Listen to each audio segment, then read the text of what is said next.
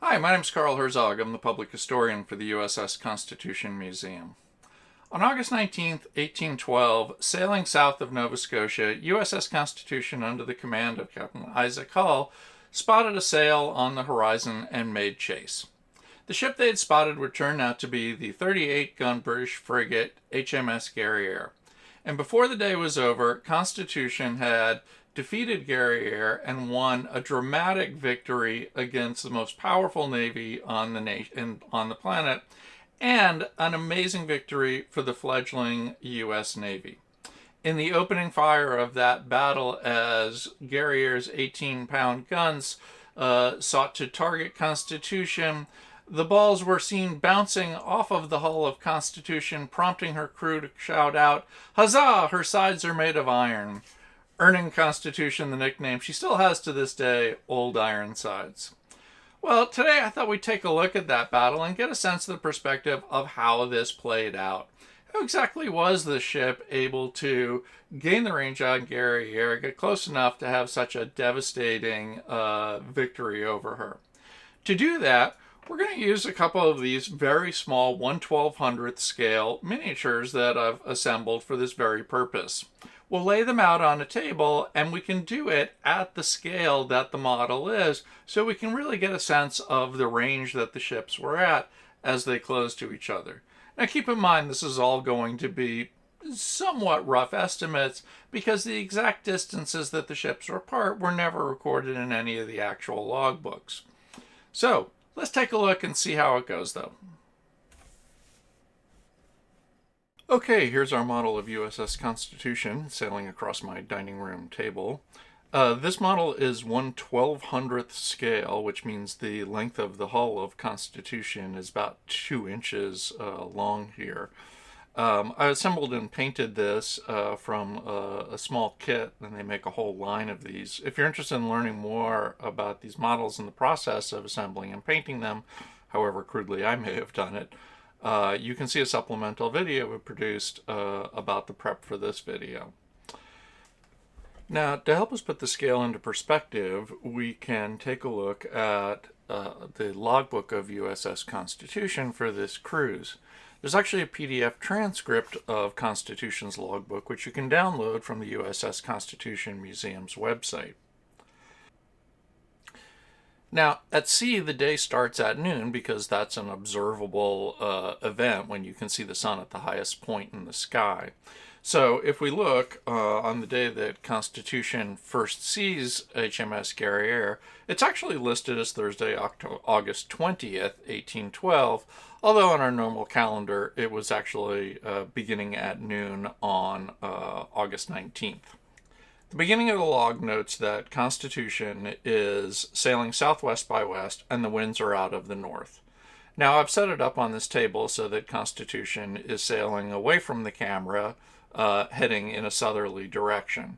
The wind's essentially coming from where our camera is. The logbook noted that the day commenced with fresh breezes from the northward, west, and south, and cloudy, and at 2 p.m. they discovered a sail to the southward and made all sail at chase. At 3 p.m. perceived the chase to be a ship on her starboard with her starboard tacks on board, close hauled by the wind. When we think about how far away ships could see each other, it's a question initially of the distance that's visible to the horizon because of the curvature of the Earth. So if you had a sailor up in the rig at 75 feet, say, and was looking out and could see a 75-foot tall mast of another ship just peeking over the horizon, it means that in perfectly good visibility conditions, it would be possible to see another ship from as much as 20 to 25 miles away. But Constitution was making 7 knots of speed, and it still took them an hour to even identify what tack the other ship was on and what direction it was heading. So Constitution's logbook goes on to say that at 3:30 they were closing fast with the chase, who appeared to be a frigate. At 5:15 p.m., the frigate lay her main topsail to the mast.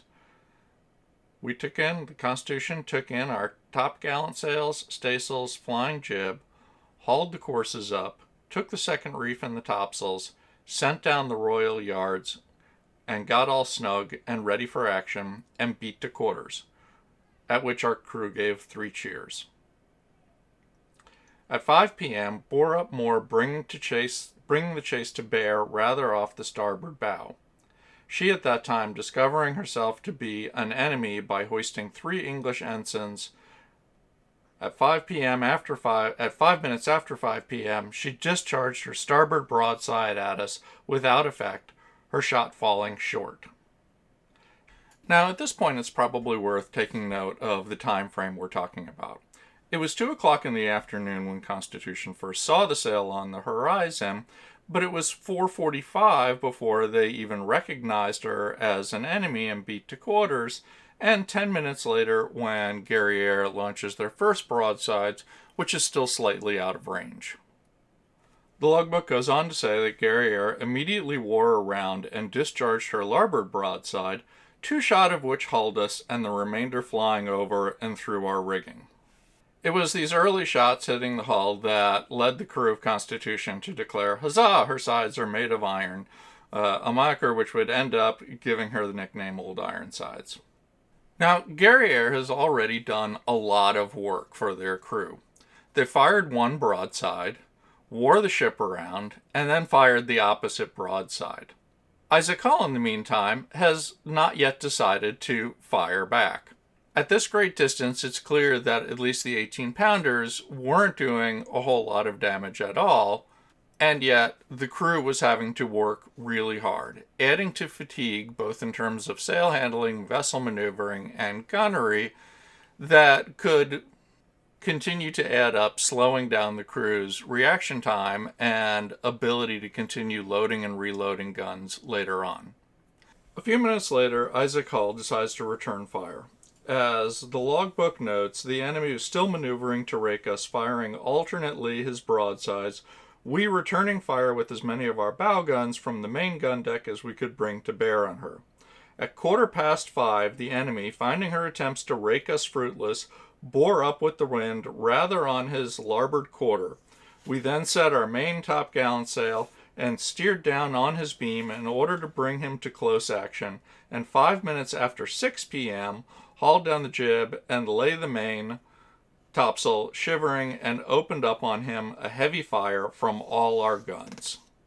The logbook goes on to read, at 15 minutes after 6 p.m., the enemy's mizzenmast fell over on the starboard side, on which our crew gave 3 cheers. We then, for reaching on him, attempted raking of his bow, but our braces being shot away and our jib halyards, we could not effect it.